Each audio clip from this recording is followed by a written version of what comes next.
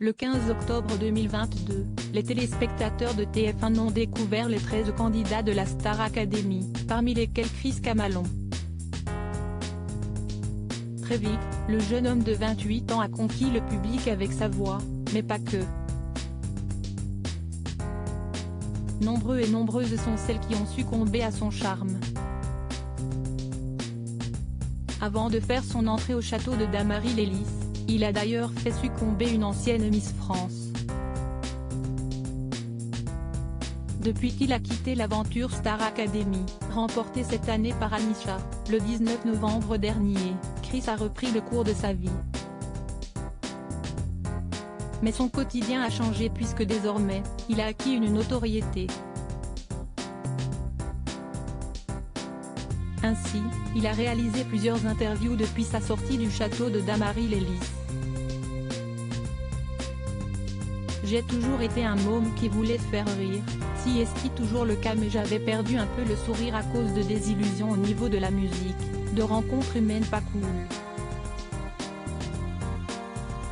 J'ai commencé à être anxieux vers mes 24 ans, à cause de gens qui n'étaient pas forcément cool, qui me pointaient du doigt et ça a entraîné des dépressions. J'ai fait 3-4 dépressions à cause de la musique, de relations amoureuses, c'était vraiment pas facile du tout. Ça va mieux, l'anxiété est encore là mais ma famille m'aide. J'ai envie d'aider ces personnes avec ma musique, mon univers, faire en sorte que certains se sentent moins seuls. Ça m'aide à me dire que je vais être utile, nous avait-il confié après son élimination. Il a également révélé qu'il avait trouvé le directeur Michael Goldman très dur et qu'il avait eu une explication en off. Chris très proche d'une ancienne Miss France et récemment, lors d'un entretien avec le youtubeur Guillaume Borda, il a fait une confidence qui n'est pas passée inaperçue. Son grand ami Stanislas et lui étaient invités à dévoiler quelques-uns de leurs secrets.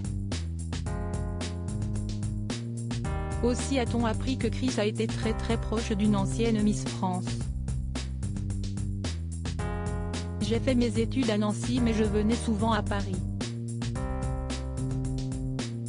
À l'époque j'aimais bien aller en boîte, une grosse boîte parisienne.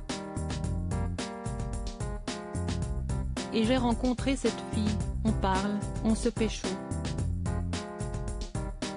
Je me dis, si est-il sûr, je n'aille pas ma chance pour après. On date ça se passe bien, a-t-il confié dans un premier temps. Chris a ensuite expliqué que la femme en question avait dû rentrer dans sa région.